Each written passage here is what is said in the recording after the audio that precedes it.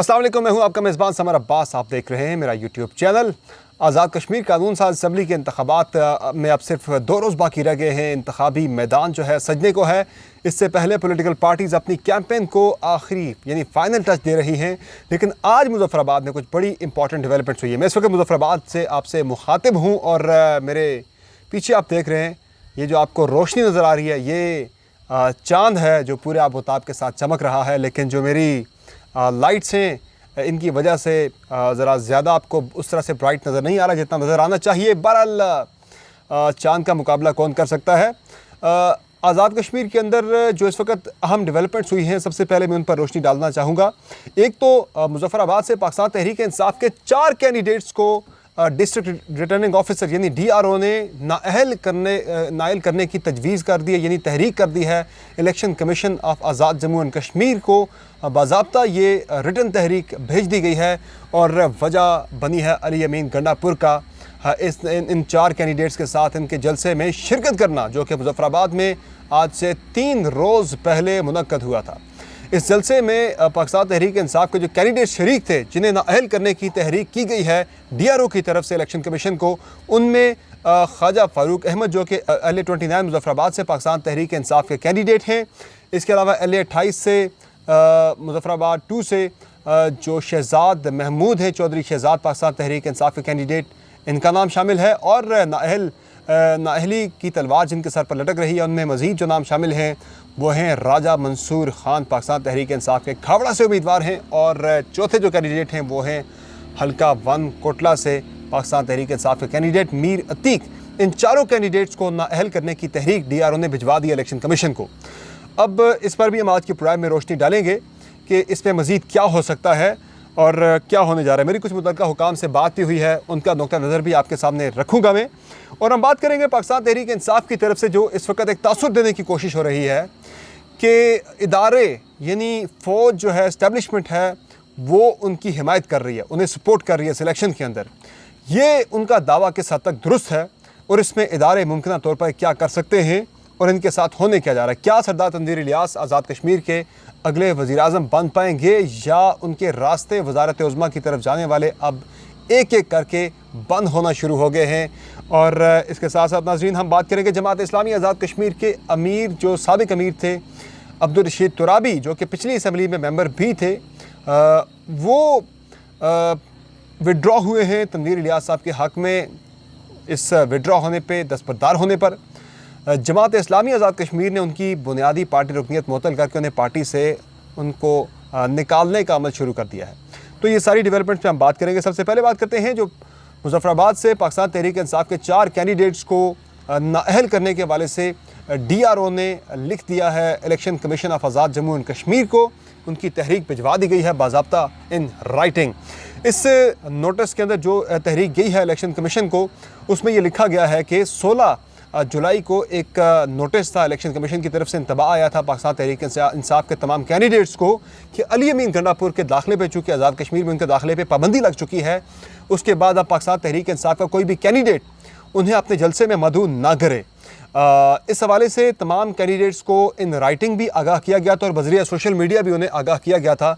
लेकिन इसके बावजूद 3 रोज़ पहले अली अमीन गंडापुर ने मुज़फ़्फ़राबाद में जलसा आम में शिरकत की, जिसमें पाकिस्तान तहरीक इंसाफ के 4 कैंडिडेट्स मुज़फ़्फ़राबाद डिवीज़न से, मुज़फ़्फ़राबाद शहर से 4 कैंडिडेट्स ने शिरकत की थी, जिनमें लचराट के जो PTI के कैंडिडेट हैं, मुज़फ़्फ़राबाद 2 के चौधरी शहज़ाद, मुज़फ़्फ़राबाद सिटी से यानी जो हल्का है सिटी का मुज़फ़्फ़राबाद 3, यहाँ से यहाँ से ख्वाजा फ़ारूक अहमद, और इसके साथ साथ जो मीर अतीक हैं कोटला से कैंडिडेट, और खावड़ा से जो कैंडिडेट है पाकिस्तान तहरीक इंसाफ के राजा मंसूर ख़ान, इन चारों की नाअहली की तहरीक भिजवा दी है DRO ने इलेक्शन कमीशन को। इस पर अब हो क्या सकता है, जो मेरी बात हुई है मुतल्लिका हुकाम के साथ, वो ये बताते हैं, अभी ऑफिशियल मौक़िफ़ तो सामने आना है, लेकिन ज़राए ये बताते हैं इलेक्शन कमीशन के कि इस पर मुमकिन कार्रवाई ये हो सकती है कि इलेक्शन कमीशन जो आज़ाद कश्मीर का है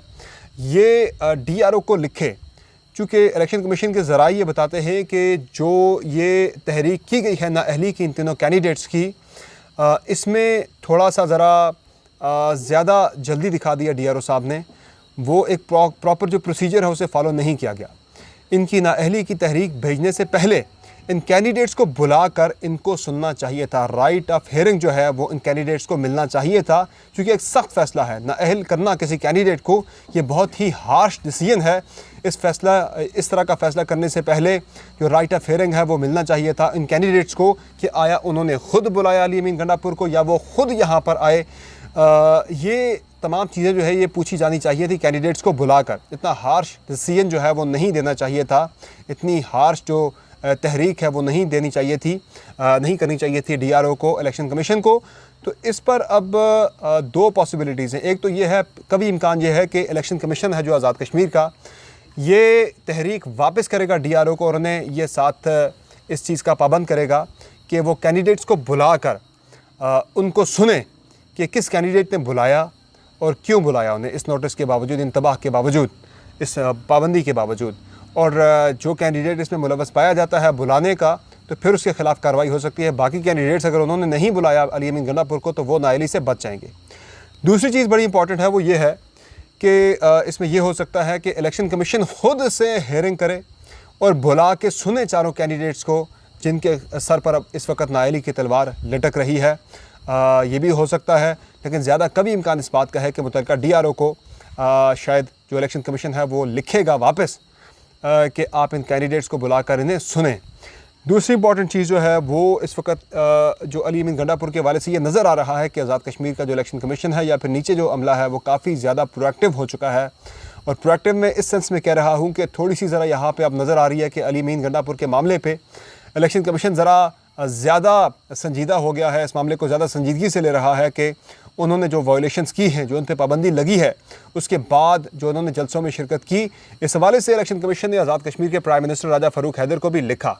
अब ये बड़ी हैरानकुन बात है कि राजा फ़ारूक हैदर साहब ने पहले प्रेस कॉन्फ्रेंस की जिसमें उन्होंने कहा कि चीफ़ एग्जीक्यूटिव मैं हूँ, मुझे लिखना चाहिए था, और उसके बाद ही फ़ारूक हैदर साहब को ख़त किया जाता है इलेक्शन कमीशन की तरफ से कि आप जो है मुतल्लिका जो ब्यूरोक्रेसी है, जो अफसरान हैं, यानी चीफ सेक्रेटरी की तरफ इशारा था कि उन्होंने इलेक्शन कमीशन के जो हिदायत थी, फ़ैसला था अली अमीन गंडापुर को आज़ाद कश्मीर से निकालने का, उस पर अमल दरामद नहीं किया। उसके बाद उन्होंने बाग में जलसा आम में शिरकत की, मुजफ्फराबाद के अंदर वो जलसे में आए, तो इसके अलावा मीरपुर और भिम्बर के अंदर भी वो गए, पाबंद नहीं कर सका जो मुतल्लिका ब्यूरोक्रेट्स हैं, यानी चीफ सेक्रेटरी हैं, होम सेक्रेटरी भी उनके पास उनका ओहदा है, होम सेक्रेटरी का ओहदा भी उनके पास है, ज़िम्मेदारी भी, वो नहीं कर सके तो उनके ख़िलाफ़ एक्शन लिया जाए। तो इलेक्शन कमीशन जो है वो ज़रा ज़्यादा ही हमें इसमें मुतहरिक नज़र आ रहा है अली अमीन गंडापुर के मामले को लेकर।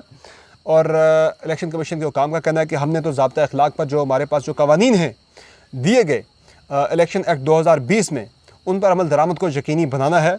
इसमें चाहे जो भी हो, जितना भी ताकतवर हो, उसके ओहदे का लिहाज किए बगैर उसके ख़िलाफ़ सख्त कार्रवाई अमल में लाई जाएगी। अब नेक्स्ट चीज़ जो है वो है तनवीर इलियास के हवाले से। तनवीर इलियास नहीं बल्कि पाकिस्तान तहरीक इंसाफ के कई ऐसे कैंडिडेट्स हैं जो इस वक्त हल्के के अंदर, अपने अपने हल्कों के अंदर ये तासुर देने की कोशिश कर रहे हैं कि उन्हें अफवाज पाकिस्तान की या खुफिया इदारों की हिमायत हासिल है। अब एक ताज़ा बयान सरदार तनवीर इलियास का जो कि सोशल मीडिया पर काफ़ी वायरल भी हुआ है, काफ़ी तनकीद की जद में भी आया कि स्ट्रेटेजिक पॉलिसी बनाने वाले इदारों की ब्लेसिंग्स उनके साथ हैं।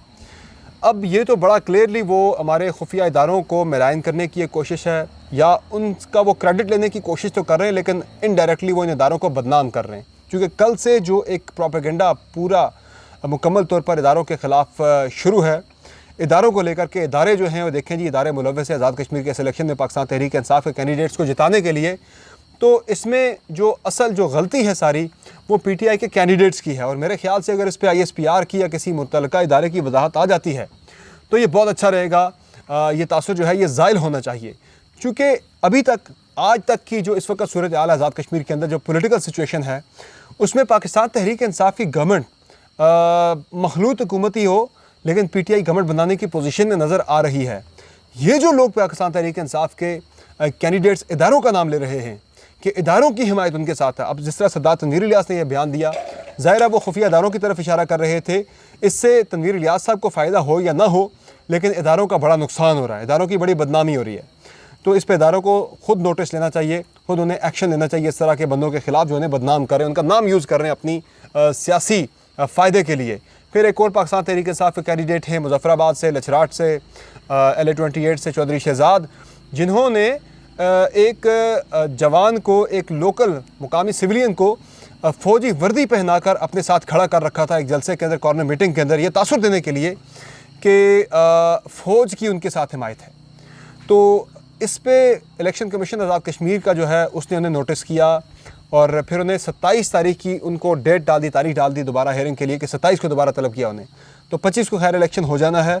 तो ये जो लोग PTI के इस वक्त ये गलत तासुर दे रहे हैं कि फ़ौज की उनके साथ हिमायत है, फ़ौज उनके साथ खड़ी है सारे इलेक्शन के अंदर, वो फ़ौज के कैंडिडेट हैं, तो इस पर फ़ौज को ख़ुद ही साथ एक्शन लेना होगा, वरना ये सिलसिला जारी रहेगा। इसी तरह से ये लोग फ़ौज के नाम पे माइलेज अपने हलकों के अंदर लेते रहेंगे।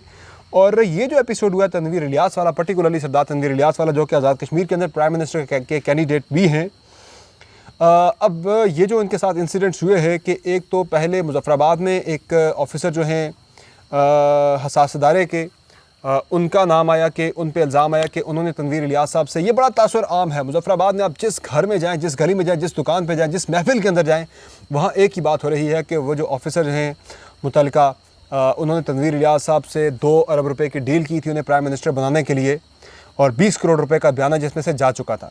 अब ये जब इत्तला पहुंची टॉप क़यादत तक, तो उन्होंने फिर एक्शन लिया, उस बंदे को यहाँ ओहदे से हटाया भी और उसके ख़िलाफ़ इंक्वायरी भी शुरू कर दी है।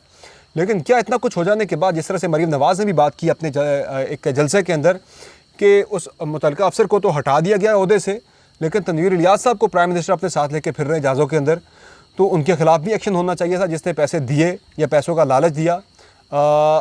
अब ये सारा कुछ हो गया।